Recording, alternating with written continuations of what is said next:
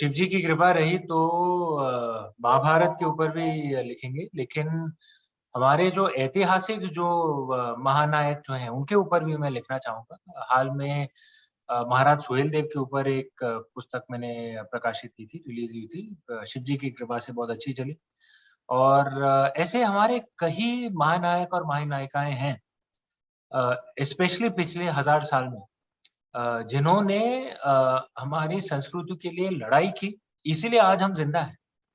नहीं तो अगर अगर हम हर युद्ध हारते रहते तो हम तो मर गए होते ना, इजिप्ट की तरह, मेसोपोटामिया की तरह। नमस्कार, मैं हूं संजय मिश्रा और आप देख रहे हैं नवभारत टाइम्स ऑनलाइन और Navbharat times entertainment. Earth a culture fest का चौथा सीजन दर्शकों के लिए बेहद खास रहा। इसमें भारतीय कला, संस्कृति, सिनेमा, खेल, राजनीति और आस्था जैसे क्षेत्रों के दिग्गजों ने हिस्सा लिया। इस वक्त हमारे साथ इस फेस्ट में शामिल हुए अमीश त्रिपाठी जी हैं। आपका बहुत बहुत स्वागत है और आपसे जानेंगे कि कैसा रहा इस बार अर्थ कल्चर फेस्ट। बड़ा अच्छा रहा। मुझे तो ऑनलाइन जॉइन करना पड़ा क्योंकि मैं लंदन में हूँ। लेकिन बड़ा अच्छा फेस्टिवल रहा है ये जब से शुरुआत हुई है कुछ वर्षों पहले। जो भारतीय संस्कृति से जो जुड़े हुए हैं, जो इंडिक थॉट के हैं, उनके लिए एक बहुत ही अच्छा मंच है ये। अच्छे बुद्धिजीवियों, लेखकों से मिलने का और फिर हमारे जो पाठक हैं, जो सुनने वाले हैं, उनसे भी वार्तालाप करने का ये बहुत ही अच्छा अवसर है और मुझे बड़ा आनंद आया। अमीश जी, आप जैसे राइटर को आज का युवा बड़ी आस के साथ देखता है, पूरे भारत का युवा, और आपको खूब पढ़ा भी जाता है। तो जब आप ऐसे फेस्टिवल में हिस्सा लेते हैं, तो किन बातों का आपने ध्यान रखा कि मैं क्या देकर जाऊँगा और क्या आप ले जाएँगे वहाँ से ऐसे फेस्टिवल से? और जो युवा वहाँ पर शामिल भी हुए ऑनलाइन जितना आपको बात करने का मौका मिल पाया, क्या कुछ रहा वहाँ पर? नहीं देखिए ये जो भी ऐसे फेस्टिवल होते हैं क्योंकि हम जो लेखक जो हैं हमारी जो ज़िंदगी होती है, जो जीवन शैली होती है, वो काफ़ी मतलब आप कह सकते हैं एक तरह से हम लोग एकांत में ही रहते हैं, सॉलिट्यूड में रहते हैं। इतना ज़्यादा मेल-मिलाप तो होता है नहीं। तो ये एक और आप सही कह रहे हैं जहाँ ज़्यादातर मेरे जो पाठक हैं वो युवा पीढ़ी के हैं मेरी पुस्तकों के। ये उनका स्नेह है, उनका प्रेम है कि मेरी पुस्तकें इतनी चल पड़ी। तो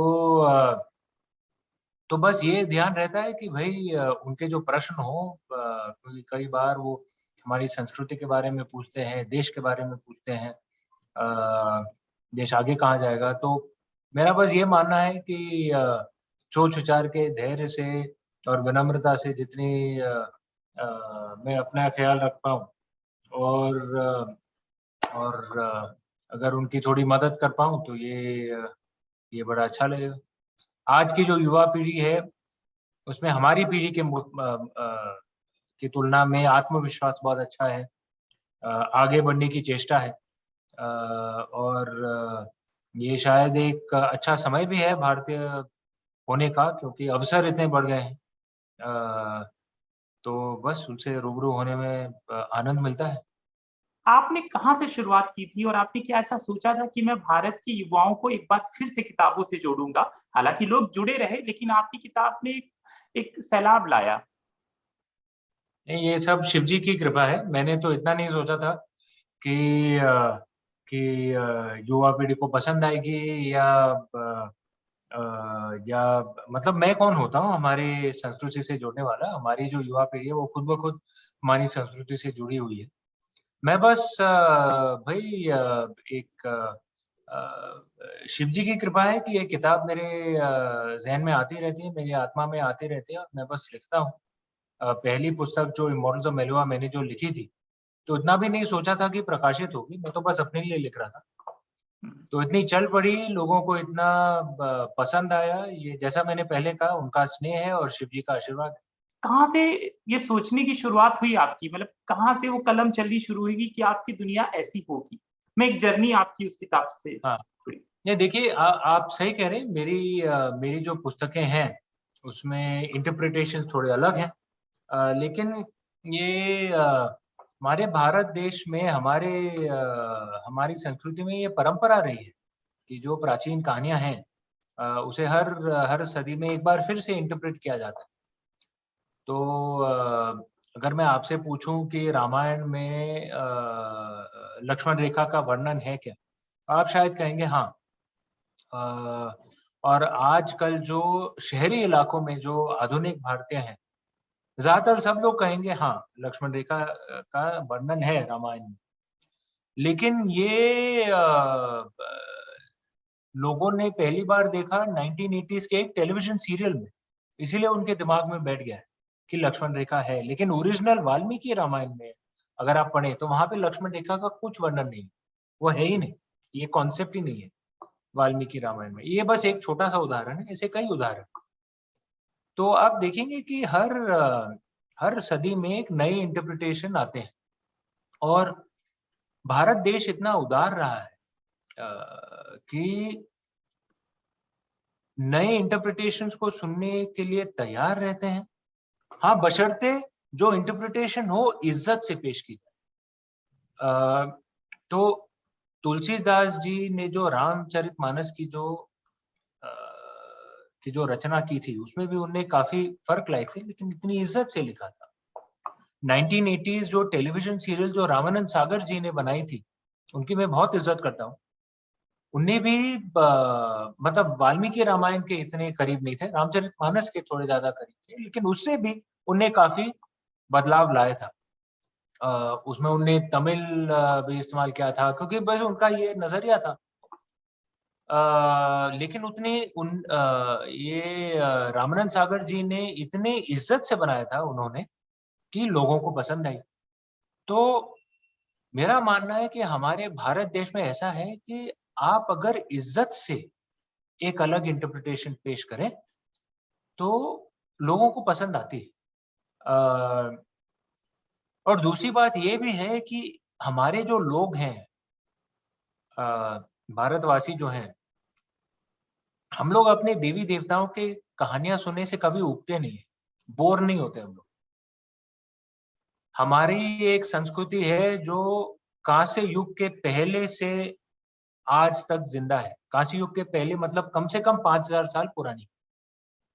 उस समय जो भी दूसरे जो संस्कृतियाँ थीं, इजिप्ट, मेसोपोटामिया सब मर गई हैं। सिर्फ़ एक हम ज़िंदा हैं आज भी। चाइना काश 5000 साल पुराना नहीं है, करीब 4000 साल पुराना है। सिर्फ़ हम ज़िंदा हैं। क्यों?